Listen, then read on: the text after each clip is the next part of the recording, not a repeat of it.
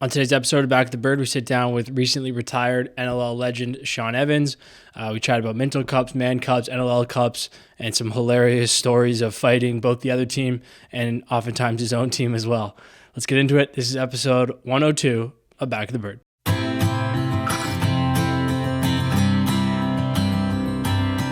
Take your first ride and run, baby, run. If you want a sign, this is it. You're mad, you're magic, you're as hot as a gun. You wanna play with fire, consider this. You'll chase the thrill if it's worth the hit, 'cause you never ever wanna work for it. Take your first ride and run, baby, run. You got a spine of steel and a roar of thunder. Yeah, you make me drown, yeah, you're pulling me under. All right, we're back. Paulie's on the phone. It's episode 102. There's no one that wore that number. So number 2, Paul Dawson. Welcome back. Back of the Bird, brought to you by Cottage Springs. Go get your springs for the holiday season. Drink them up, the punched up version preferably, or anything else. I saw that there's some places that have like little mini kegs back too. So go get those, bring them out to your family events. Shout out to Cottage Springs for supporting us, as well as Bar Down. Go get your merch. Not too late to get it for Christmas. No guarantees you'll get it in the next. I just mean for next Christmas. But let's just jump into it. Paulie, what's going on, brother? Nothing, man. Just first weekend under the belt, man. And now it sucks. We got a weekend off, but heading to Denver for some practices. But yeah, man, just just getting in the swing of things, I guess. I don't know. All right, you're living. Donny, what's going on with you? Nothing, I'm good. Pretty tough one for us on the weekend. Obviously, I think people. Great game for fans, though. Great game for fans. Yep. So like Paulie, we also have a bye weekend this weekend, and honestly, it sucks having buys early in the year. It seems like everyone does. Like looking around the league, there's not that many games every weekend, but everyone I think is trying to find a flow. And if you're winning, you want to keep playing, and if you're losing, you definitely want to get back and play again. So it is what it is. Taking a weekend off. I'm in Ontario this week and seeing some family and hanging out. So yeah, it's all good. Love it. But all's good on our end. Another weekend in wonderful Saskatoon. Where else would you rather be? How about that turf? Not only is the color insane, the turf is razor blades. Razor blades. It was legit it's like the old school UMass AstroTurf that will slice you in half if you fall on it. Like the amount of turf burn and the blood that was running around that room after was fucking insane. So I kind of liked the turf. Not gonna lie, I kind of liked it. Yeah, and you know what? I think it looks worse on TV than it does in person. Like in terms of like actually being able to see and stuff. Like I think you can get used to it, but the bigger concern I think was just like how sharp it all was. Like it was crazy. But yeah, Cactus Club remains intact. What a spot! I love it there. It's just it's something special. What's the go-to order there? Oh, come on! You sit down. Obviously, we're doing lunch. We're being responsible. We're getting waters. I start with the Szechuan chicken wrap, lettuce wraps. Those are just all time unbelievable. One funny little story about those. I went to a work lunch once. Ordered it as an appetizer with a guy that had never been to Cactus Club. He liked them so much, he actually then ordered it as his main. So he doubled down on the Szechuan lettuce wraps. But then I go with the Rain Coast salad, and instead of the regular chicken, you go with the Cajun chicken breast. So very nice meal. Definitely needed a nap after it, but it was good. I went to Cactus Club 3 times in 24 hours. So that was great. Bahama Breeze, baby. Bahama Breeze just for lunch, dinner, and breakfast. I honestly can't even believe I almost just completely forgot. I got on the 9:30 flight out. 9:30 p.m. that is on Friday. Got in 11:40 p.m. local time, Saskatchewan. Waiting around, chatting up with the boys, talking about our week, getting a few jokes going, getting the boys loosened up. No gear. So didn't have gear. Now, typically what I would do is take my heads off my lacrosse shafts. Um, I had a bit of an incident the week before and couldn't, not going to get into full details, couldn't pull the head off my shafts. Put my sticks in my bag. Bag doesn't show up. Now, they tell us at the thing, we walk over. So obviously, like for people that haven't lost their bags before, I'm sure everyone has. Walk over to the little station. We walk up there. We hand her the tag. We say, okay, there's five of us. Um, Five guys all of don't have gear. five guys don't have gear.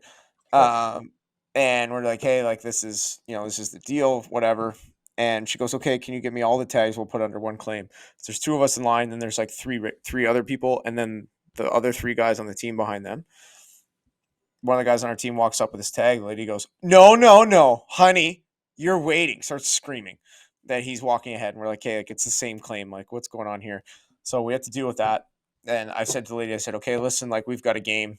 When's this stuff going to get here? She's like, well, the next flight lands at noon Saturday. So right away, no gear for shoot around. But then I said, okay, can you guarantee it's going to get on that flight? She said, no, I can't. I said, well, what do you mean? And she goes, well, it's 12:30 there. No one's working right now. So when I file this, like they can't answer it right away and they can't put it in priority. I said, okay, well, when's the next flight after that? She goes, okay, well, the next flight after that gets in at 11:30 p.m. So right away, I'm like, okay, well, that's not going to work. So, and she goes, well, there's nothing I can do about it. And I honestly, now that like you're removed from the scenario, I love the idea of someone sitting there and just being like, yeah, I got nothing for you. Like, I can't help you. So anyways, we got through that. Went to shoot around full. Mark Matthews sent me a nice little DM. I went full Craig McTavish style, no bucket. I'm wearing our operation guy, Craig Krasimski. I'm wearing his Nike free trainers that he's been walking around in all day. I So I couldn't almost lost my ankle imagine. 15 times. So no gloves, nothing. I literally everyone started like it's kind of bad, but they started calling it the Make a Wish that they got me out there playing because it was like they just kind of put me in there. But yeah, we had some good fun, kept it light. And like I mean, your brother told me this my first year. It's the National Adversity League. You're gonna face it, so you got to find a way to kind of get through it. Ended up getting our gear back, and getting a nice win and being able to have a couple drinks with the guys, and then a 3:15 a.m. shuttle to the airport for a 5:30 flight. So that was a blast. But yeah, then a nice little nice Sunday of full football. So it's no complaints here. Work days have been long. We're still at the office here, but we're getting through it, man. Things are looking up. You guys got anything for me? No. Yeah, I got it. Okay, I can jump in here. A couple notes, just getting back in the swing of things here. First game week that we've been doing the podcast. So scores from the weekend: Toronto 11, Philly 7. I think Matthews had 3 or 4 in his debut there. Albany 17, Buffalo 13. Georgia 16, Colorado 10, Rochester 16, Sask 14, San Diego 12-9 over Calgary, and then Sunday, Vegas 11-10 over us in OT. So, there you go. That's the scores from week 1. Ryan Lanchbury traded last week. We haven't had a chance to talk about that. Traded for a 2024 first, conditional 25 or I think it's 24 first. I think it's not conditional. I think it's compensatory. It definitely said conditional in the stuff that I read, but Really? maybe that's a mistake. I thought it was compensatory, meaning that if we lose a free agent, if we lose somebody who's a UFA and we get a pick for it, then they would get it. I could just be making stuff up. Paulie, Yeah, I I mean, think Paul. you're muted. Oh, sorry. Yeah, you could be right for sure. But I did see the first word Donnie said? I can't remember now. Conditional. Conditional. That other C word. What's that other C word? Uh, conditional. Yeah, yeah. That's what I saw too. But who knows? You're the guy in Rochester, so maybe you know. Maybe you're the one who was You would pulling the think string that. behind the scenes, eh? Maybe you're the one making the Oh, deals, man. boys, we're all right. A conditional first round compensatory pick. Hey, we So win, you it, win. yeah, everybody wins there. But yeah, no, it's fun to. I'm glad we got Lance. He's a really good dude. And Did you guys see that clip of the hockey announcer? Oh, look at this, look at that. yeah, yeah, that's so good. But yeah, and it's good to have him and Smitty back together too. Is funny. So we gotta, yeah, it's a funny little group. But I got now I got a road dog with me because I've been traveling to these Brampton practices and down to Roch alone. Because we don't have any really any city guys. But Lance lives about 40 meters from my Yeah. place. Me and Donnie have put in some hard. We put in a hard shift at Lance's one night, but It's true. yeah. So it's good to have him. A couple other notes. Emerson Clark signed in Buffalo. Uh, Blaze Reardon is on the injured reserve, and I believe I didn't see Holden on the injured reserve, but I saw an article that he was hurt. So I think Blaze and Cantoni both injured. And on the opposite note, Callum Jones and Zach Deacon were both activated this week by New York. Wow.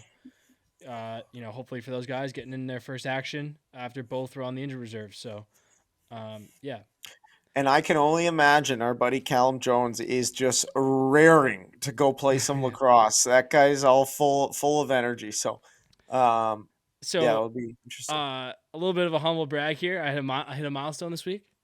Mm. Let's 100 points. But more importantly, I passed NLL legend Paul Dawson on the all-time scoring list. Uh, I need to have a you big got to. season. We Need to have a came big into season. we came into Sunday tied with 94 points, and I was lucky Damn. to eclipse it. So You're gonna fucking pass me next game. it's dream come true. I love it. I think I mean, you're saying, but bringing up a good memory of. I remember Teeter. I'm honestly fairly sure Teeter and I got our 100th point on the same play, and it was his rookie year, and it was my like 6th year in the league. So, yeah, it's some good things take time. But congrats, Donnie. That is awesome and pretty funny. I got a take, actually, a hot take that I've been waiting to unleash on the podcast. Oh, So let's Let's go. go. it is. We just finished conference championship season in football, and before I say this, I've had teammates who have done this, so I don't want to seem like a hypocrite. But it's the season of guys staying out when the other team is celebrating just to get their photo of like, oh, I wanted to make it sink in. Go into the locker room with your teammates and take the loss together. Like, it's the dumbest thing in the world. It pisses me off. It's stupid. After the game, if you lose a big game, you shake their hands, you do it the right way as competitors, and then you go to the locker room and there's important conversations that happen in the locker room. It's so performative and I hate it. I That's my couldn't take. agree. I couldn't agree more how much the media amplifies it as a good thing, but I think it's the opposite. I totally agree. Totally. Yeah. Yeah, it's a look at me moment. Like you say, like you can sit there like by yourself and watch until like either they get the trophy or you shake their hands. Like whatever is like that kind of like this is the end moment where your team's like kind of supposed to be out there, but you can like go off on your own if you want, like separate from your team and sit there and be like, okay, like this sucks. But other than that, yeah, like being the solo guy on the field, like when everyone's just popping bottles and stuff, like is just the biggest donkey move in sports in general. Yeah, it's like, I just think of like, oh, their coach is giving some heartfelt speech about how, you left it all out there in the locker room and you're just sitting on the field, and there always seems to be. And I think I made my point, but I just saw it and Yeah. I was like, you know what? I got a podcast. I can unleash these things on the podcast. another thing that I was thinking about this an NLL comparative. I think an NLL comparative would be fucking hilarious if somebody did this, but the whole Shohei Ohtani blow up about like signing with the Jays and everything, apparently was something constructed by his own team. His own agent spread this news so that the Dodgers would offer him more money to not do it because he hadn't made his decision. I think that is such a hilarious move, and I think that we should start seeing that in the UFA market in the NLL. Burn the shit out of your bridges and get some extra cash. Maybe somebody will sprinkle an offer back at you for a little more. But I mean, it's such an all time move if that's actually true. Did you guys see, by the way? I don't understand how this is legal, but he's They defer. deferring almost all the money so that he actually gets paid like nothing right now. But then Hmm. he essentially just has like the most unbelievable pension plan of all time. Yeah, Like it's but totally what? bizarre. But you don't need it. Like, yeah, I don't. I haven't read like too much into it, but like it makes the other thing too is like it's non-interest free payment. So like the whole Bobby Bonilla thing, he Yeah, signed like the same contract, but he gets like interest on those payments. Like still getting, but like why not just take? I guess like you're giving the Dodgers a bit of a break, but it's like you sign 700 million, but they only get paid two of it a year. Like I don't know. It I It's makes such saw. an no. absurd. I It's such an absurd breakdown. Like even like $2 million is obviously an obscene amount of money, but if you're in that tax bracket, I would imagine you'd want more than $2 million a year. Like the but guy I probably think, lives in a fucking $20 million house. but Like you'd think you'd take a little bit so more than two. I think part of the logic that comes into it is his endorsements, and his endorsements are $50 million a year off the field. And I think part of his thinking is maybe those 50 million, like that, will maintain for the next 10 years. But once I stop playing in 10 years, then my $68 million kicks in every year. So I just guaranteed myself at least 50 million for 20 years. Yeah, but like And I mean, you're getting 700 million. You take it now, take it later. Like, it's not gonna make it. Yeah. That's not gonna make a difference, dude. Like no, no, that's I my agree. only. I I get agree. like it sounds smart, but it's like you're I making think 700 million in 10 years. Why not just take it now? You have a good investor, and you have 14 billion by the time you're yeah. 50 years old. I think my favorite part of that entire contract is something I read today. In There's a clause in the contract that Yeah, says can't fire his buddy. it. No, it says so. Everybody thought this was over his translator. There's a Yeah, clause in there that okay, that's says what I read. Yeah, any. yeah. It says any change of staff with the Dodgers at the end of that season, he has the right to opt out of his contract. Everyone was saying that was his translator. The GM put that in. So the GM basically just secured his own job for the next 10 years, which I think is, I mean, like, if you're going to put in that much effort to like grinding through this, such a sick lookout for me move. Throw a little biscuit for you in there. Yeah. Yeah. Why not? So, but yeah, I don't know where I saw it, but there was a clip. It was like voiceover, but the Wolf of Wall Street clip, like explaining it all of like what he did. I don't know. Maybe it's ridiculous to try to clip that in and I'll send it to Donny. But it's a pretty funny thing. But outside of that, I mean, sports wise, we're in the dog days here of the hockey season. NL is obviously just kicking off. Football wise, yeah, I made the fantasy playoffs again. So what? So we've been on a heater. So hopefully that goes well. But and we're entering into holiday season here, which is I mean, man, it's like before, I guess, as you get older and before you have kids, it just like feels less and less like Christmas. It's kind of wild. Before we kick to Shawn Evans, for those of you watching on YouTube or on Spotify, and if you're not watching, you should be watching. There are some weird thumbs up and thumbs down that come over Shawn in this interview. I don't know why those go on, so apologize. He chirps me for it. I deserve it because I don't know what the problem is, but that's not on purpose. It's so funny. Well, I think we should kick it to him. So we've got Shawnee Evans here. This is the third time we've interviewed him. It's the first time you're going to hear it. It was during a transition phase. I think the first time I just lost the audio. The second time I recorded on my work computer and then quit my job. So my old job has that laptop with the audio. So hopefully they burn that. But this is Shawn Evans. And as always, it's brought to you by Lucky Penny Media. At Lucky Penny Media, we're a full service marketing company. without hefty agency pricing. We understand your brand is everything to you, and when working together, it means everything to us. You're more than just a client, you're a partner and a teammate. And a teammate. Our philosophy is simple. You grow, I grow, we grow. So here he is, Shawn Evans.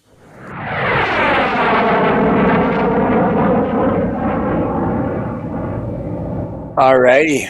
We are pleased to announce for the third time's a charm. We've had two crazy interviews with him, but this time it's for real. But he was drafted second overall in the 2005 to the old Rochester Nighthawks. He's amassed over 1,100 regular season points, good for 11th all time. 123 and 26 playoff games, good for 5th all time. Two-time NLL MVP, 4 straight All-Pro teams, won an NLL championship. He holds pretty much every record in Senior A. He's the all-time Mann Cup leader. He just retired. He's a Hall of Famer in the NLL. Please welcome again for the third time, Shawn Evans. What's up, buddy? Thanks, guys. Thanks for having me. I like And that so- intro better than the first one, so I'll stick Yeah. with that Hey, we had to get it right. We had to get it right. It was just the first two didn't get it right, so we had to make sure we had to get it right, buddy. I feel like even since we've had you on the first couple times, I think you've moved up a couple places in those totals there. So those might be out of date, but still. I feel like a unbelievable. lot's happened since last time. That's why we waited. Wait till everything got out, and then now we can talk about it all. That's exactly. You know what? We're actually thinking ahead by losing the audio twice. That's what we did. Right. But what's going on, man? How is life right now? Life right now is good. It's a little more relaxing, which I like it. It was hard at the beginning there when I kind of announced retirement. Especially playing after so many years. Right? It just came second nature to you to travel, go to your team, play. But first couple of days were hard, but it's been nice. I've been a lot of family time, getting my son's hockey games and my daughter's dance. So it's been nice and relaxing. The body has been hurting, so we'll take it. I don't know about you guys, but I guess probably a little banged up. Bodies are sore, buddy. Bodies are sore. Hey, weren't you just down in Bahamas playing some poker, throwing some cards around? Yeah, I thought it was a good opportunity opening weekend to go down and play in the World Series of Poker just to get my mind off things and you know what, maybe hit the jackpot, right? So How did that you was do? great. I thought I did well. I finished 163rd in my out of 513 people in my flight. So I played for 9 hours. It was a grind though. Like it's a different intensity. Like as soon as I raise somewhere, you got somebody like just waiting 5 minutes and just staring you down and just giving you that look and just like, what's this guy have? What's he doing? It's just like, and then he calls. I'm like, fuck. You know what I mean? Like, but no, it was good. The wife got to enjoy some beach time, and I got to play some cards and enjoy some pool and some relaxing. What retirement should be. That's amazing, buddy. Unbelievable. Well, I mean, we've heard the story a couple times, but for the listeners out there, why don't we just kind of start back at the beginning? Walk us through how does Shawn Evans pick up a lacrosse stick and get into the game? Yeah, I know. I think I come from 4 siblings. I got 2 older brothers that played lacrosse. My sister that played well. She played every sport, I think, too. It was just a grind. I was the youngest of 4, and I kind of was just born into it. My dad played hockey, he played lacrosse as well, and he taught us on kind of growing up and watching my brothers play and being one of those rink rats, around the rink every day and just roaming around. And back in those days, I don't think your parents cared where you were, you just as long as you came back. So just kind of did that and stuck with it, and then played all my lacrosse through the Peterborough minor system, and then up to junior A. Won a Minto Cup here in Peterborough with my friends here, and then got traded to Six Nations. Won a Minto Cup there. So, and then after that, it was just kind of things took off. You won. So you got. I forgot about this. So you won back-to-back Mintos. Won it in Peterborough, in the Naish, right? And then you got traded to the Naish. Yeah. I won in Peterborough, and then basically got traded the following year, and then won again in New West. So it was good back-to-back year. Congrats to Burlington this year. Good Peterborough goalie in net, which is always good. I had a front row seat to the first one because my brother had gotten traded to Six Nations that year.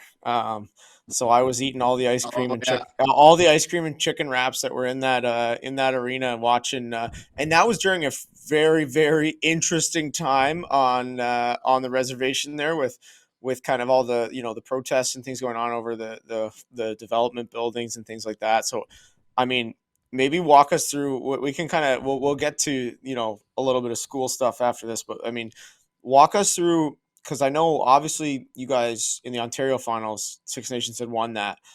What's the thought process for in the room and around Peterborough as you're moving into the Minto Cup after losing the Ontario final? Well, I think it was one of those new setup that they had. They made it a four-team Minto there. So we knew two teams from the East were going to make it on. So I think we played the first game against Six Nations and we won. And then they sat us out, most of us out the rest of the series, just so we didn't goon it up. And, basically my dad told me he didn't let me go on the bus trip because he goes, you're still going to start something in the stands. And knowing him and know myself, I probably would have done something. And so it was kind of a smart idea and smart move by him, but holding me back. Um, Was he coaching? Was he the head coach, or who was the head coach at that point? Yeah, my dad came back coaching in junior A. Yeah, and then we Okay, ended up nice. winning that year too. So it was crazy. Like even if we want to talk about the Minto, like I think Burnaby was up by in the semifinals. They were up by 7 goals going into the third period, and we came back and it was like one of the guy checks who was defending me got kicked out of the game for 5 penalties, and then we went bang bang bang, scored 6 goals, and then Corey Vitarelli with a huge I think we were on the power play at the end of the game or 6-on-5, and he hit the crossbar. And it was when the old rules, if it hit the roof, it'd be the other team's ball. But it just missed and stayed in, and we got it, went right back down, scored with like 8 seconds left to tie it up, and then Brock Sorensen with a 60-foot shot from outside scores in overtime. So it's kind of one of those things that was meant to be, and guys you grew up with, and especially a great goaltender like Aaron Bold. In those days, he was a solid goalie. Who else was on those teams in Peterborough, and did they all grow up in Peterborough? Like, how many of those guys did you play with, basically all the way through? Yeah, like my good buddy Kyle Sorensen, Brock Sorensen, his brother, Corey Vitarelli, Justin Kula, Chad Evans, Matt Evans, my cousins, Matt Curry, our captain, Claire Donnelly, Kyle Dupont, all guys from Peterborough. I think we had three or four out of town guys. And one of the biggest ones was Boldy. So it was pretty unique, pretty cool situation. When did you guys? Well, one last question. When did you guys trade for Boldy? How long was he in Peterborough for? The whole season? Or did you guys get him halfway through? No, you know what? Boldy actually he lived with me that whole summer. Did he? He That was he sad. came in, him and his buddy there, McNeil came in, and honestly, I love Boldy, but he never wrestled with the guy. Like the guy's got every UFC move down pat, and every time he came back at night, it'd be like let's wrestle, and he get caught down the basement with him, and next you know he's got in a chokehold, and it's like stop, but yeah, the guy never stops. He's fit, he's built like it, so never wrestled him. That's hilarious. Yeah, I'm trying to. What years were those have been? The both that was those the six. That was those oh, six. s- Yeah. oh man. Yeah, because didn't you go on a run where you won every single championship in a year Yeah, or so in like that a was that year. calendar And year? then '06, I won the Minto. And then that year, I got drafted that year to Rochester. And then we ended up winning in '07, my second year. And then the Mann Cup as well. So, yeah, pretty much four of them in a row. So, like, it was one of those times. It was one of those times where it's like you're flying high. You couldn't be stopped. You're winning year after year. And it was like, you know what? You're feeling good. You're on top of the world. And, that kind of helped kind of push me through kind of who made me today, how it made me So today. so I'm reading this now, and I mean I love that we can find this stuff. But 2006 Minto Cup, the final was 9-5 Peterborough. You had 3-1 And I mean, your guys team. I mean, you mentioned Nick Bach Sorensen, Kyle Sorensen, Corey Vitarelli. You got yourself, Boldy, Clancy, and then you look at this other team. I mean, the other team that you Kyle guys Clancy. take down. Yeah, the other team you take down: Jerome Thompson, Jeremy Thompson, Craig Point. I'd be remiss if I didn't say Dave Lomas. He's going to ask for that shout out. Sid Smith, Evan Bucktooth, Torrey Gardner, Huey Johnson, all time buzz around guy, and Cody Jacobs and Cody Jameson. I mean, that's no joke of a team to take down in a final. No, they were good. Yeah, they had a good team, and I had the opportunity the year afterwards to join them and kind of learn the culture a little bit, and they took me in with open arms, and like me and Cody Jameson are friends to this day. Craig Point, Sid Smith, um, Ben Avery, like guys like that I got to know on the reserve, and it's a different world. But you understand it a little more when you got to actually, play there and learn a little bit about it. So I'm fortunate that I was able to do that. It seems like you guys Went on you got reservation yeah, always exactly. helps. Yeah, and I mean, it's like you guys got rid of the dead weight in Lomas Senior there, and then finally were able to. They swapped out number 15s and were able to pull it off just after that. I just think they ran into a hot Peterborough team coming right at the right time. Yeah, I love it. Go into that a little further. What I mean, as a guy kind of growing up in Peterborough, what was it like to go play in Six Nations and like just kind of the atmosphere that was around it and how the whole year went? Yeah, the year went great. It was it was a great opportunity for me. Winning in Peterborough the year before and coming to Six Nations. Got to like I said, become friends with a lot of those players. Yeah, it was a unique situation, but I definitely was still hated though. Playing against them that year before and then going to them, there was definitely a lot of hatred. But I thought I did a great job coming in and trying to earn my respect. And I believe our fourth game in, we had a line brawl against Brampton or something. The goalies went at it and everything. So I think that kind of started things off. I think I started it off by hitting the goalie. Hey, Paulie, Was those days. was And I the goalie though? I don't know. No, it I wasn't know then. you would have I aged forget what out. team it No, was. Oh, you would have. I It aged would out. have been That was you. your last year. Yeah. Sorry, yeah, I aged out. Yeah. It would have been Yeah, you've been gone. You were been gone past Tyler then. Carlson though. Yeah, I don't know who it was. But Oh, yeah, that's so amazing. we started like a little miniature brawl, and I think that kind of just brought us together a little bit closer, and the kind of year just took off from there. Hey, there's two things that bring teams close together. It's a huge piss up or just an absolute line brawl. Is the two things that bring people close together on a team. You know what? I think we did both too. So I think we double hammered it. That's why no team stood a chance. You did everything you could to bring the boys together. Yeah.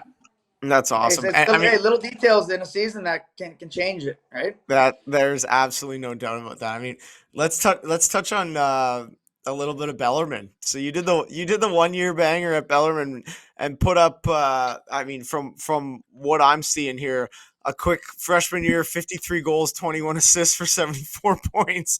What walk us through your time there?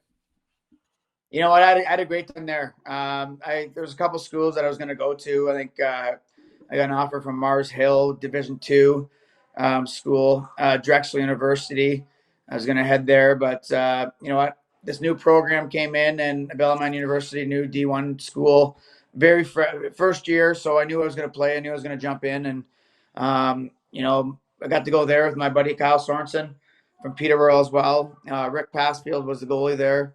Unfortunately, he passed away as soon as I left, so that made it a little bit tough. But yeah, coming in, playing right away as a freshman, that was what I was looking for. I wanted to make a point, I wanted to make a spark, and I think I did that. I think I played well there, but unfortunately, I only lasted a year there, but and then opted into the NL kind of quite 1 year after that. Hey, just had two big dreams. NLL was calling. Just hey, couldn't turn down the money. Had to go to the NLL road. School. See you later. Smell you later, Bellarmine. I think times were different at that time. You kind of had your eyes on playing, making money, seeing these guys having fun, and it's like, you know what? I can go to school. Yeah, basically. I can go to school or make some money. So I was an athlete. I was a competitor. I kind of went that route.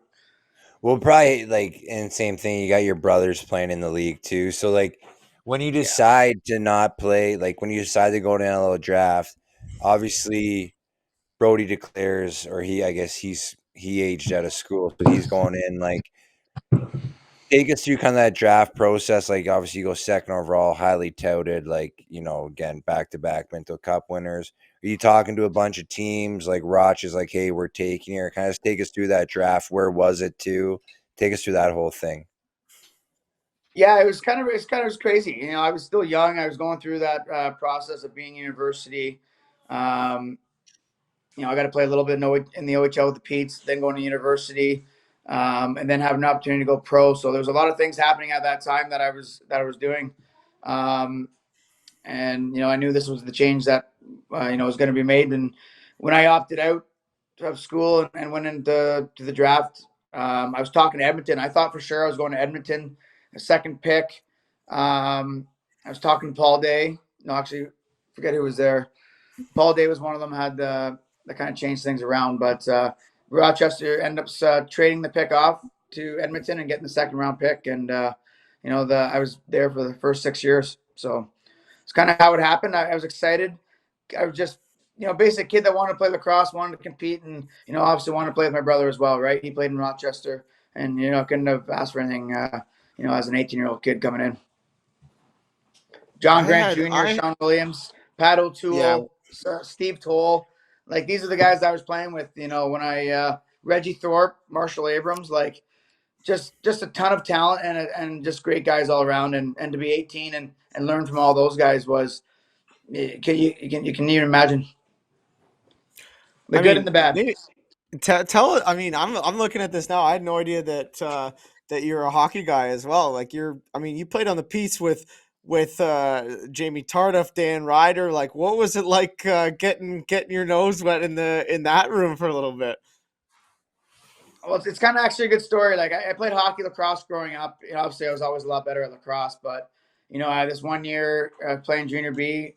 And I was scrapping a lot of that time. I think I got in honestly, I think I had 500 something belly minutes in junior B, and I got asked to come to the Pete's for the tryouts. I fought like four guys in tryouts and did well for myself. And tell you the truth, I earned my spot in the team. Dick Todd was the coach, and my line mate was Jordan Stahl.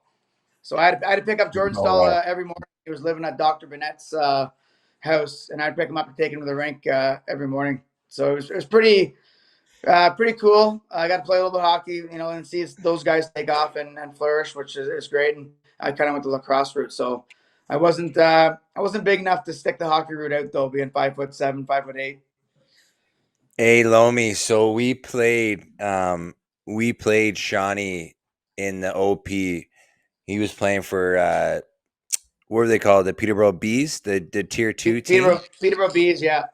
Yeah, so like the farm team for the Pete's. Anyways, so every like once a year you do like this crossover game, right? Like, and I whatever. remember you So telling me this story too. oh yeah. So one of my like good childhood buddies was playing for the Blades, and we kind of like brought him on. He was kind of tough, anyways.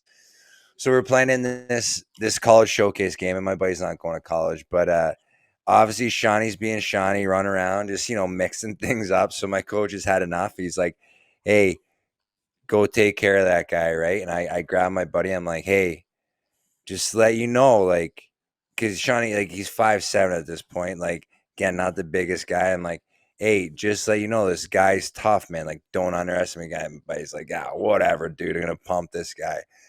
Shawnee just beat the wheels off my buddy. Just put him in the spin cycle. And I just like to this day I laugh. Like my buddy just had two hands on Shawnee's shoulder, and Shawnee was just beating the wheels off him, up and overs, up and over. My buddy was just hanging on for the ride, just eating punches left, right, and center. It was amazing. He gets It's, back to the bench. He's like, Conky. I'm like, bud, I told you. He's like, I know I should have listened, man. My bad. that's what it is with the big guys, though. They see the little guy and like, I'm gonna beat this guy up, and then you just duck the first couple, come back with a few, and it's different story after that. So No, Dude, I was fortunate. I'm dying here. 0304, 36 games played, 204 penalty minutes. That's That's oh amazing. 03. 03 with the bees. Yeah, That's I amazing. think I played. I think I played junior C and then junior B and then up to the. So anything's possible. Kids at Hey, home, I you mean, know what? dude, that Possible. yeah, take this as motivation. If you just start beating the piss at everybody, they'll notice. They'll That's right. notice. They got to take notice. No, it was a good time. I got to play a little bit of everything and compete at everything I did. So, they're very fortunate, and to be able to do both. So, I mean, you kind of touched on it a little bit with talking about and going to Roch and playing with a bunch of legends, and um, I think one thing we definitely want to get into is kind of the growing up, the relationship with your brother. What was it like? You guys just kind of growing up as competitors, and then eventually playing together. Yeah, there's too many stories that you probably heard tons of them too, and they go around. But yeah, you can't even make the stories up. That's there's a lot of fighting, a lot of competitiveness in my family. If it was doing the dishes, we'd have to play a game of cards, decide who would do the dishes, laundry, anything was, and Scott would never like to lose, and nobody would like to lose, and then it always ended up in a fight. So we're definitely competitive. Everything we did to mini sticks, and yeah, just cleaning the house. It's we kind of battled everything we did, and I think that's kind of made me the competitor who I am today. So it was, definitely those drives to Rochester with my brother Scott. We had some crazy times. That's all I can say. I don't know. There's times I didn't make it to practice, and the times that we didn't So show up to listen, practice. So that is definitely one of the stories that we want you to get into, because there is one in particular, and I've been lucky enough to play in Roch twice and have my fair share of Peterborough guys I've played with. That we've never crossed paths on the same team, but um, this story of the air conditioner versus the heat and pulling over to the side of the road and you guys can't decide on it. I need to hear your version of this story on the way to practice. no, that's the crazy stuff that happened. That's the competitors we are. I wanted hot, he wanted cold, and you know what? I don't know if we had a bad day or we just next. You know what? We pulled over the side of the road, squared off. I said a few words to him and took off, and I'm like, I ain't going to practice. He's like, good, I ain't fucking driving you. And then you know what? We square off again, get in the car. It's just the whole, yeah, just little things like that we battle over, and no one wants to give in. Like I that's just who we were, and that's how we got brought up. So, but them being 4 or 5 years older than me, it was always a challenge for me. So I can't Hey, imagine. Go ahead, Paul. no, go for it. Go. I was just say I can't imagine being a guy that's whatever. If you guys have gotten down the road a little bit, you're kind of in Peterborough. Somebody's driving by to maybe they're going to hit their local grocery store, and there it is. Shawnee and Scotty Evans just squaring off over the heat on the side of the road, and and one leaves the other and just goes to practice. I mean, I can't. That's in itself. That's a Hall of hey, Fame story. that's what we call the glory days. Those days are all past us now. That stuff Yes. doesn't happen in this day and age. Hey, It's No. called well, the new it can world. happen. Hey, it can happen nowadays because you can control your own side now. You can have whatever temperature, climate control. You'll be fine. That's right. Hey, now, That's right. We yeah, had the old perfect the old button stick here going back and forth here. Yeah, I hear you. Hey, Oh, Um, if it wasn't for us, we wouldn't fix those problems in life, right? Hey, yeah. you guys are the reason Elon Musk made the Tesla. I think is exactly what it is. He was Canadian. He probably drove down the road. He's like, man, I got to fix this problem. That's right. Can't He was have my, he two was my neighbor. brothers squaring off on the QEW. That's so Just throw a funny. little half a billion over here. Yeah. He just wants a little. um, Just a Um, little, not much. wanted Go to ahead, Donny. ask about the '07 Nighthawks team. I'm actually working on another project, so stay tuned, back to the Bird fans. But maybe the best NLL team ever. You guys start 2-2 and then win 12 in a row, 3 more in the playoffs. Uh, at least 4 Hall of Famers already, more like yourself on the way. What was your memory of that team, and then that 12 game, which became in the playoffs 15 game heater? Like, what do you remember from that run of just you got no one touched you guys for a couple of months? Yeah, you kind of give me the goosebumps right now, just kind of rethinking that. But it was awesome. Those if you can ask anybody on those on that team, we had fun. Um, we enjoyed each other's company. We traveled together. Um, it was awesome. I named those guys off like John Grant, Sean Williams, Patty O'Toole, and Net. We just went on a run and we were enjoying it. We had a great game. We'd go out and have a good time with each other afterwards. It was kind of one of those things that we did throughout the year, and it just carried on the floor. And then we made it to the semifinals against Buffalo, I believe. It was tie game. I remember tie game. I think it was like 6 seconds left, and Junior had the ball going down the far end and kind of just did a little twister shot right at Thompson's feet, and it went in. And that was kind of like that moment that we were, we broke that little bit of ice because we could never get over that semifinal game, and we kind of broke that ice. And, the whole Rochester Arena was going nuts. I remember jumping in the corner and jumping up, and Junior jumping in my arms after that ball went in. And it was just it was surreal. So it was awesome. But the moment going through that and feeling that and seeing it actually take place and happen and being a young kid, I think it was 18, 19, my second year, um, just experiencing that and enjoying that moment was awesome. Funny thing is, we win that game, everyone's feeling great. All the fans are happy, and then there's a circus that comes to town. So the I was very just gonna next say, week, take us we through can't that. host the Take us through championship that. game. Yeah, so we had to go play Arizona in Arizona, which wasn't a bad trade off. Rochester in the winter, or head to Arizona. So I think the boys were pretty happy that we did that. Were you guys? I actually went to that game, Shawnee. I went to go watch my brother was playing. Obviously in Arizona at Yeah, the time, so I came down to watch it. But like you say, were you guys kind of like? Did the mood change, or like did you guys use it as like a rallying point? Because like you say, like you go from winning this huge game, fans are going crazy. Okay, yeah, we're gonna host the championship game to like, fuck no, now we got to go to Arizona. Like, what was kind of the feeling in the room? Like, how'd you guys handle that? no, it definitely sucked. I still don't think we played our best in that championship because we had to do what we had to do. But with the talent that we had and the team that we had, it was, we kind of overcame it and, came out in the end though. But it definitely sucked because having family, all your family and friends all around you, coming to the games and get to experience that as well would have been awesome.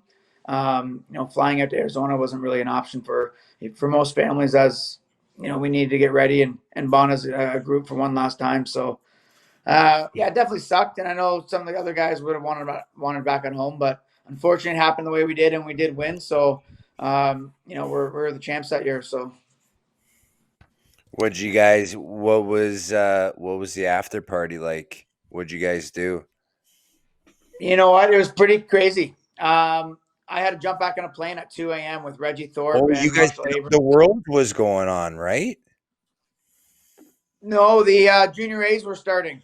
Like it was like Oh, five okay, games okay, in, okay. 4 games Sorry. in, and Oh, we played that next day, so I had to get back on a flight. So I think we drank by the pool all afternoon because I think it was like a 3 o'clock game or something like that.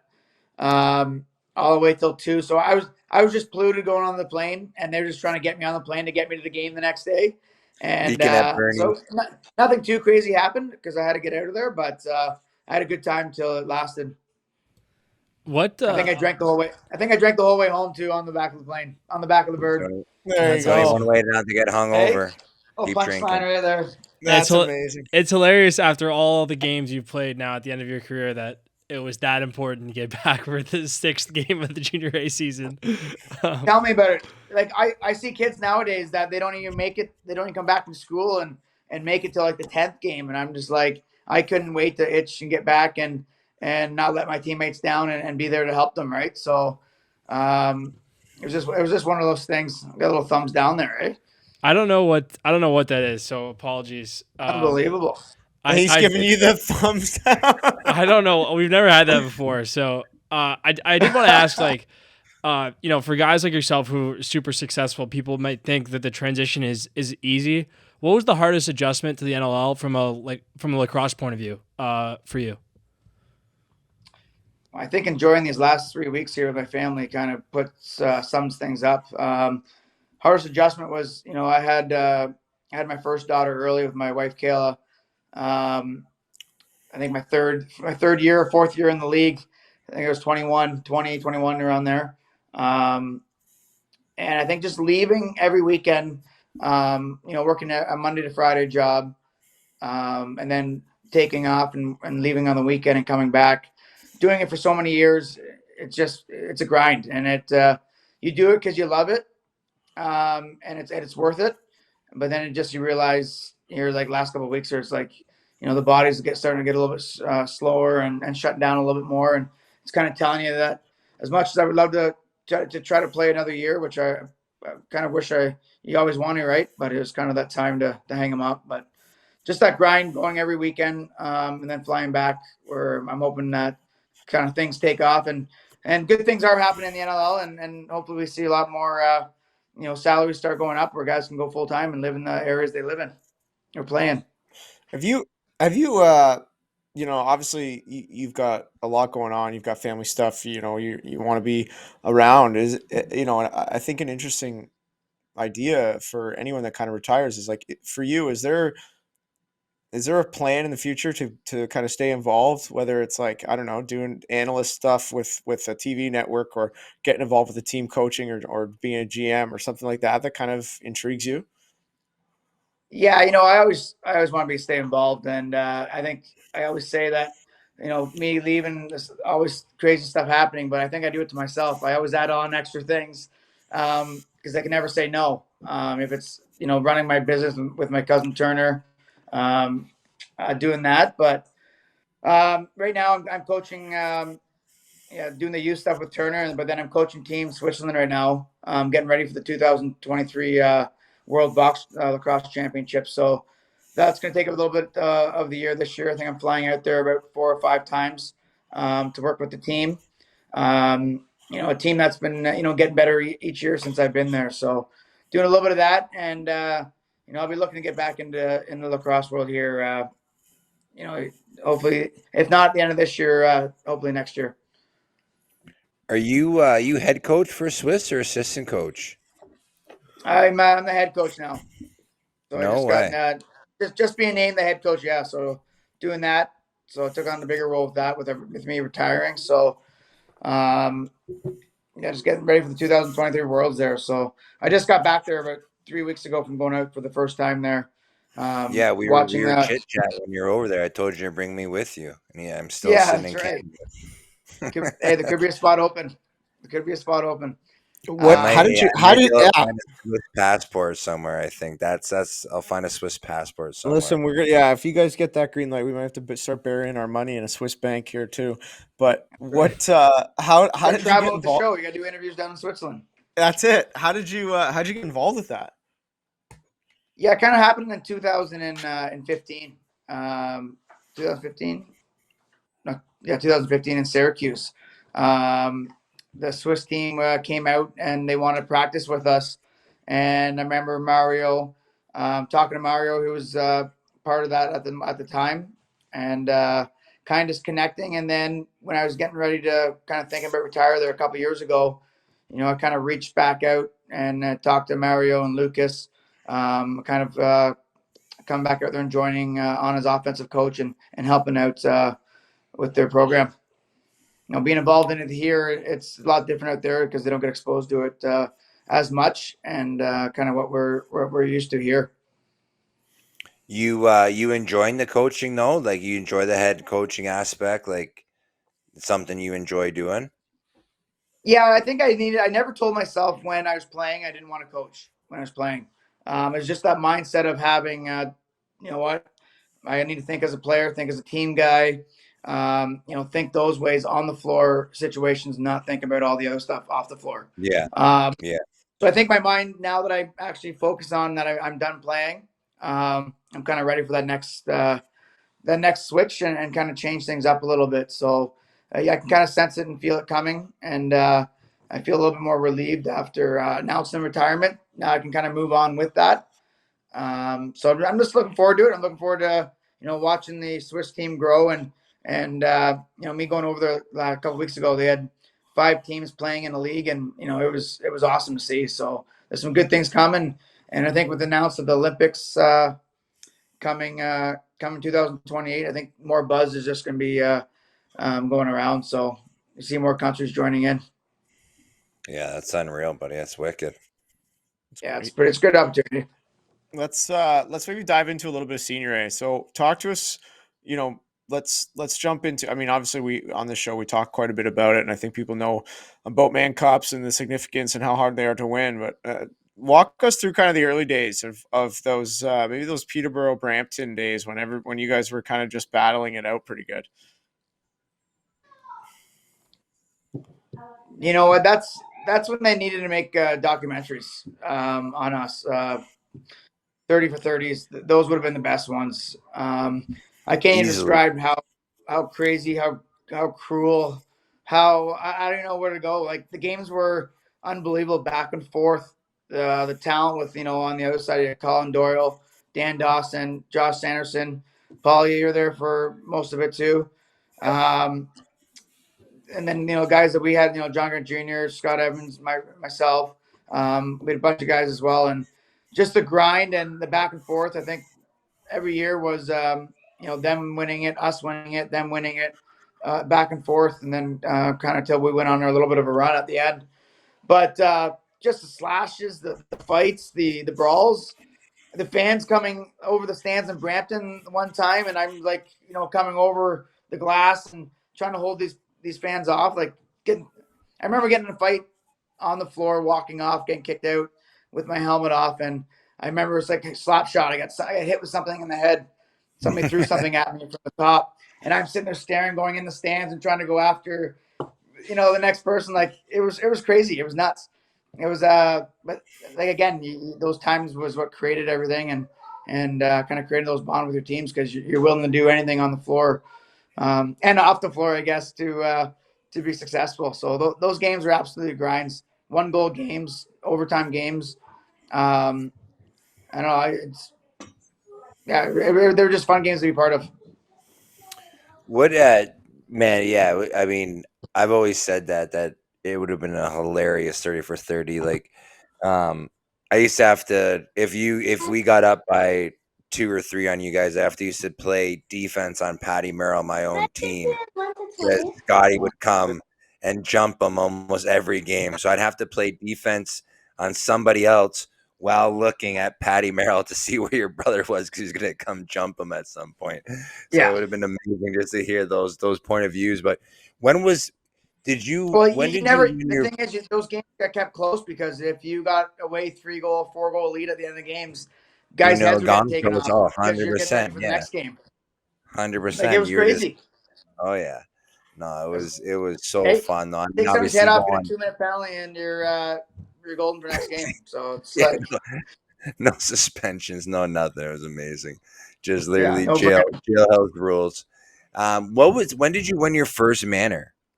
Were you junior age or were you I was junior major? age.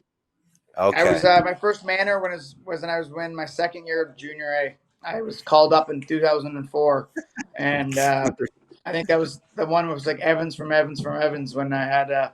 played with both my brothers on the team, and it was pretty unique moment. As a kid, I think I was 16, Yeah. playing with grown men and earning my spot with them and earning the respect with them. So it was pretty cool. It was being 16 and untouchable. At that time was it was pretty cool to be part of. Did that like I was just gonna ask, like obviously that helps because you got big bros there, Scotty and Steve. Like, did that help you feel like comfortable that you knew like you were gonna be okay being a young kid? Because like to be honest, like that's unheard of. When's the last time a 16, 17-year-old's gone and played I in a man cup? I mean I feel like I was scared shitless at 16 playing junior. Like, That's what I mean. That's what I mean. Then you go play like I mean, it was a little bit different back then. You probably didn't know exactly who you were playing with, but you knew you were playing with grown men, 30 years old, 35 years old. Yeah, it was. Well, the way I was too. I it did help having them because you knew I could play my role of that little gritty, grinder, and piss people off. And that if someone did something, they're there too to if I can't defend it, then they're going to be in there too. So it was a funny story actually thinking about when I was back with the Pete's. We won. I got called up 17, I think, because we went back to I think it was either I think it was '04 going into the '05 season when I played. We won the Mann Cup the day before training camp. So I remember going out all night and partying. I think I was end up being at the Holiday Inn and then walking to the rink and getting my gear and going to the arena. And I remember Dick Todd just looking at me and going, "Hey, congratulations on the Mann Cup, but go home and get some sleep and come back in the afternoon." I was like, "Yeah, thank you. I appreciate that." That's unreal. That's Yeah. so That's funny. sick. Unbelievable. I mean, is there for you? The things I just think back on though, I was like, "Holy shit." Yeah. Those- There's. I That's would hilarious. imagine. I would imagine across the board, there's some pretty crazy memories for you. But I mean, from all accounts on our side, you've won that thing 7 times. Is that right?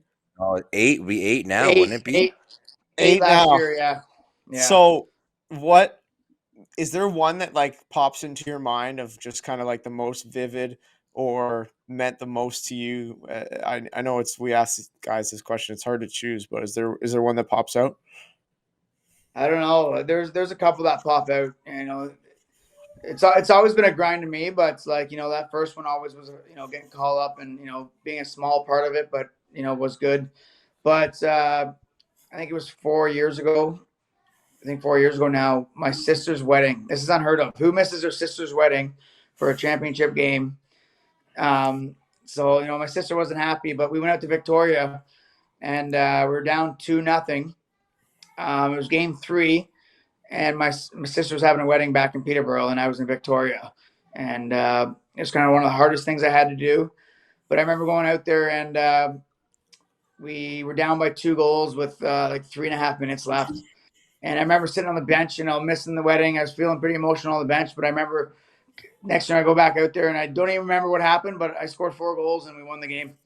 And it was honestly crazy that you think about it. I was on the bench thinking about that, and then the day that I'm missing it, we end up winning, and then we won 4 straight, and we won 4-2 in that series. So that one stands out in my head there. That's kind of going. We could have went down 3 games to none, and just a little bit of little motivation and coming back. And not saying it was me scoring goals. We end up having a good 4 minutes and winning that game. So it's pretty crazy.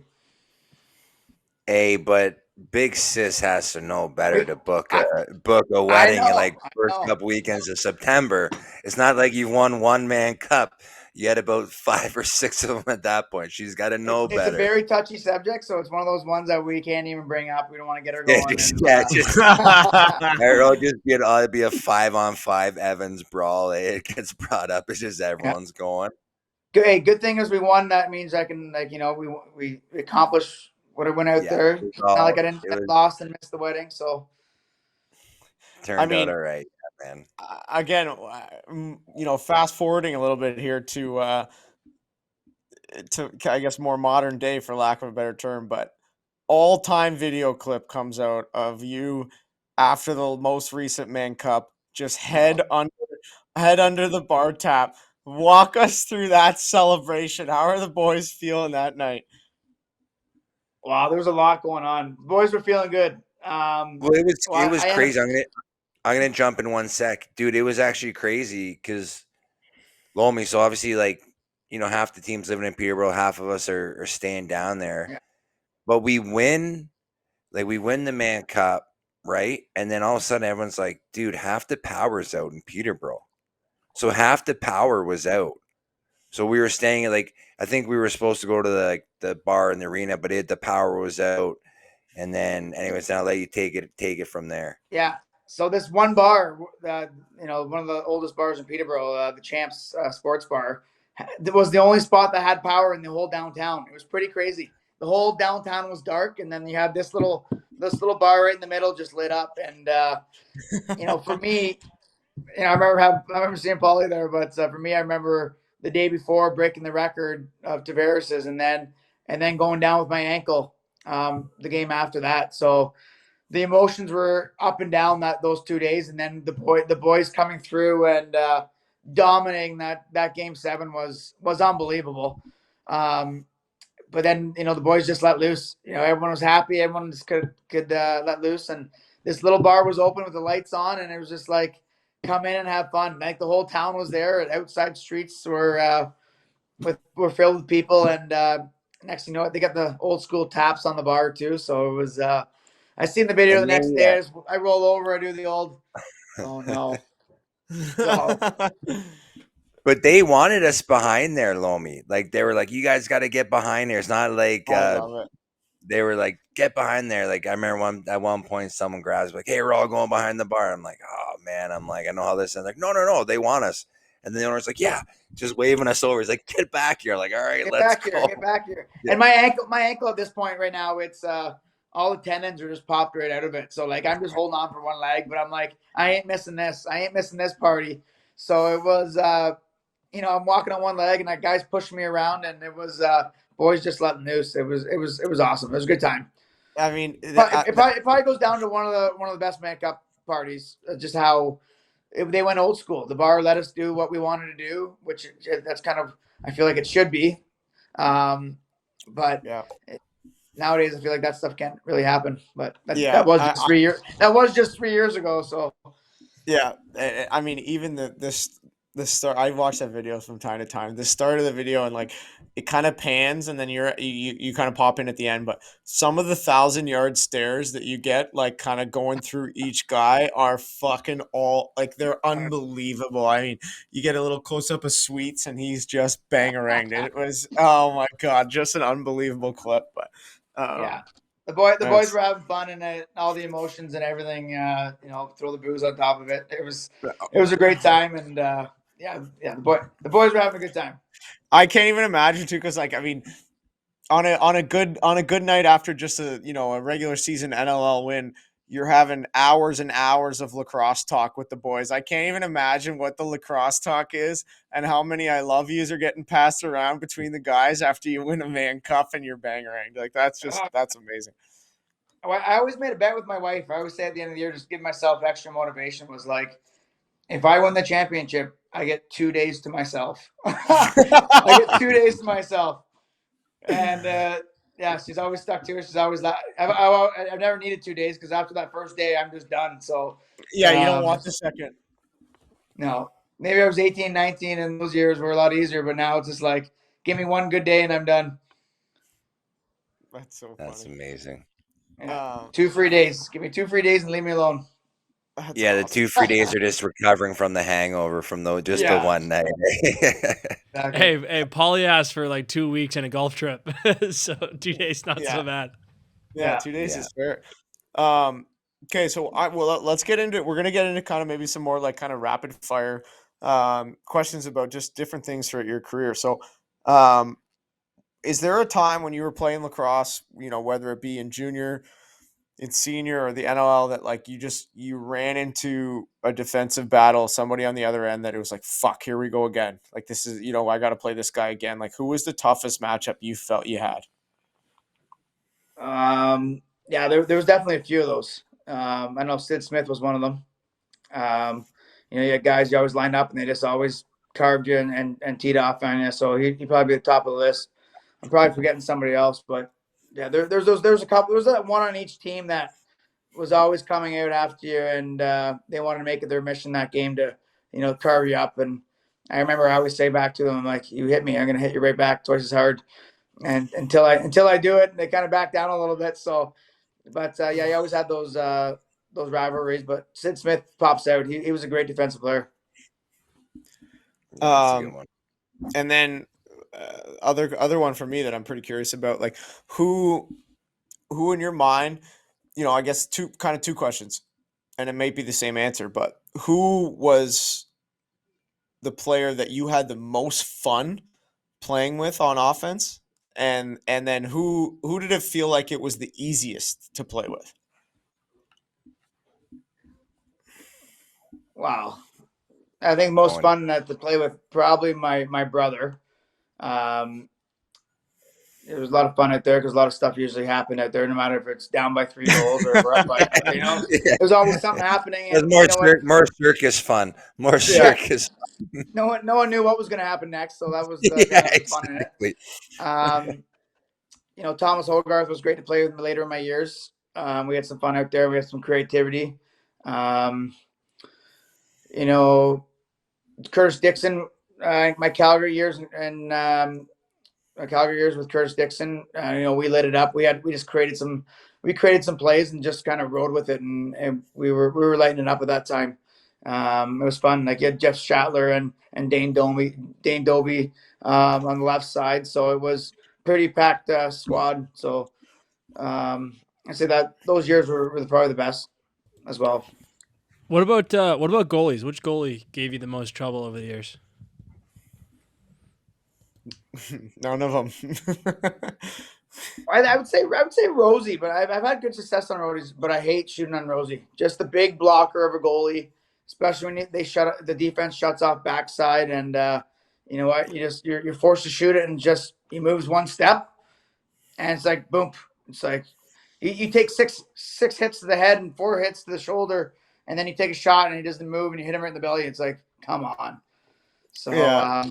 that's what lacrosse is right there, though. Just to get a shot on net, you get hit 5 times, and then you shoot it, hoping to score, and it hits them right in the belly pad.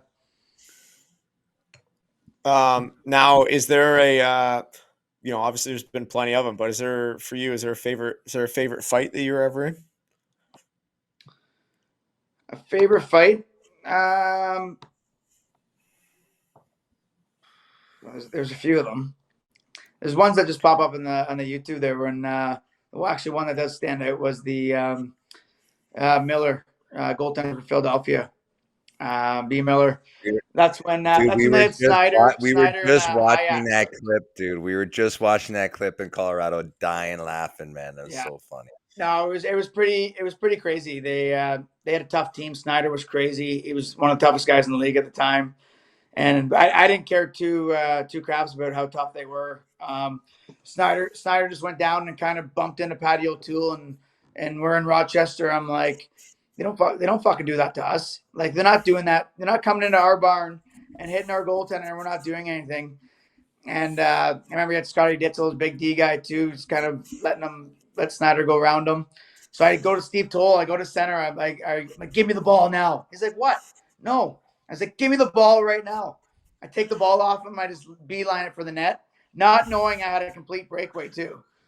Things just kind of opened up. That dude, Go ahead. It's like he people had a do that. The clear, look he in had my a clear eyes, like path I was to going the to do net. something, so they just got out of my way, and it opened up as a breakaway. I could have scored, but I just shot it, and then went right through the goalie, and then there was Rand B. Miller right through the net, and then Snyder and Hayek just gloves off, and things just were starting. So it was pretty intense, but yeah, I was just thinking, not in our barn, it ain't happening. So I was just trying to change the momentum. Again, I still remember watching that clip, like, and it's what, and again, like I talked about, the hotel room beers with the boys after games. The amount of times I've seen that clip, like, later in the evening with the boys after the bar in the hotel room, just crying, like actual physical tears watching that clip, because the way the seas parted, and like you could almost tell you weren't expecting the seas to part like that to get the No, breakaway, and you just no. bundle them, like. I feel like Oh, that was the whole thing I was thinking about afterwards. Like, I had a breakaway. Like, I could have yeah. scored too. Like, imagine if I scored and then did it, would have been that much better. Oh, fuck, would have been all time. Yeah. Unbelievable. But that's kind of one thing about me, though. I know, like, I got a chance to play with Paulie there the last few years too. So it's just, my teammates were kind of a huge important part of my game, and that's why you play. You're trying to earn their respect and stuff like that on the floor. When it happens, I just kind of go. Sometimes it's a little sideways, sometimes just to kind of tweak a little something to change the outcome of a game, right? So that's kind of that's why some of those things happen every now and then. I love Oh, it. finally got a thumbs up though, Donnie. I don't know Yeah. what that is. It's not It, me. I'm it's sorry. I'm AI. really AI sorry. likes this story. Last one. What about your number? Where does that come from? My number 15 Yeah. comes from my dad. I believe my dad wore it. I was younger, so I never got a chance to really watch him play. I Hmm. got to watch him play old timers. But he played for the Toronto Maple Leafs for I think 6 or 7 games. I knew that, but never got a chance to kind of see him when he was playing for the Petes. Or I think he was wearing 15 for the Petes. I think remember seeing the number 15 on a picture at home growing up, and I think my brother wore it as well. And it was a number just kind of stayed with me, and I kind of wore all the way up. 15 and 88, I kind of wore when I was a younger age. I kind of wore 88 and 15 when I got it when I was an overage kid. So it was just those two numbers that stuck with me, and I got to play them out. I tell you what, the apple doesn't fall far from the tree. Um, 192 penalty minutes in 70 games with the Pete's. The old man was doing it right. I love that. It's that's awesome, man. Yeah, at that time he played with Stan Jonathan from Six Nations. He played lacrosse Oh, no too. way. Yeah, so Oh, he that's was. a If you watch the Boston Bruins videos of him like in the stands and just beating people up, Oh, yeah. it was pretty crazy at that time. Stan could throw. that's Stanley could unbelievable. throw. Oh yeah, yeah, he could. All right. Well, I mean, man, we appreciate it. I don't. Have you guys got anything more for Shiny before we let him go? No, but I just again, this is our third time. Again, we appreciate you coming back on. This is long overdue, but honestly, congrats on a hell of a career, man. Enjoy retirement.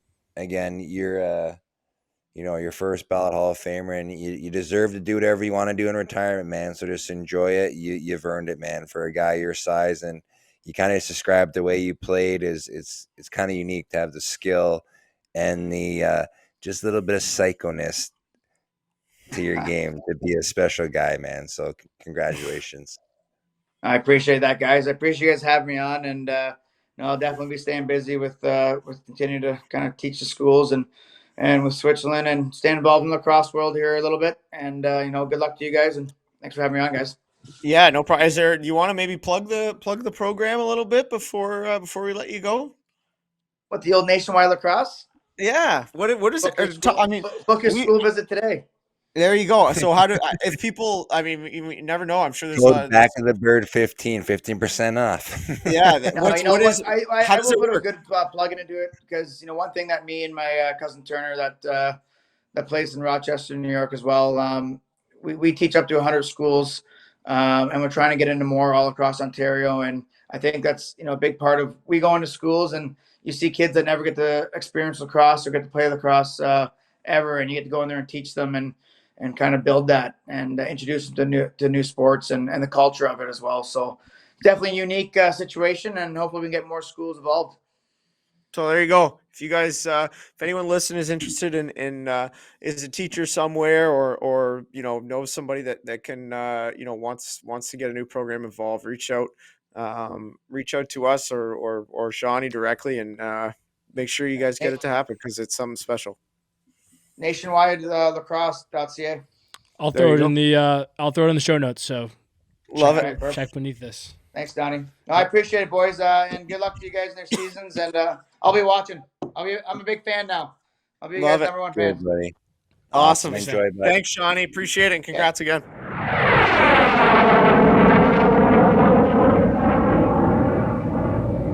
All right, what an interview.